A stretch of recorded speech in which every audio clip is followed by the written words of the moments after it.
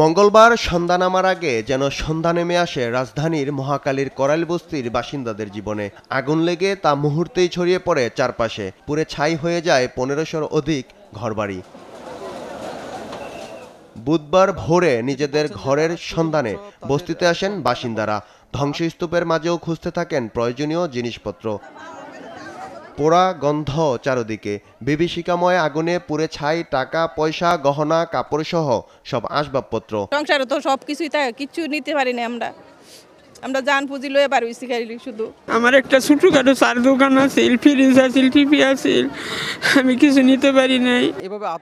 আগুনের তীব্রতায় ছেলে মেয়ে পরিবার পরিজন নিয়ে কোনো রকমে প্রাণে বাঁচেন তারা। রক্ষা করতে পারেনি কোনো জিনিসপত্র। সহায় সম্বল হারিয়ে এখন সর্বশান্ত বস্তিবাসী। সবটি পুরাইছে, ঘরে মাল সামা কুচ্ছুই বাই করা পাইছি না, একটা পিন্দুনে বর্ষ পরিমাণ বাই করা পাইছি না আমরা। আমি মাটি কাটা কাজে গেছি, আমার ছোট একটা বাচ্চা তুই গেছিলাম, বাচ্চাটা নিয়ে আমি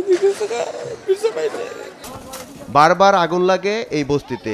পোড়া ক্ষত কাটিয়ে উঠতে না উঠতেই আবার ঠাঁই হয় খোলা আকাশের নিচে।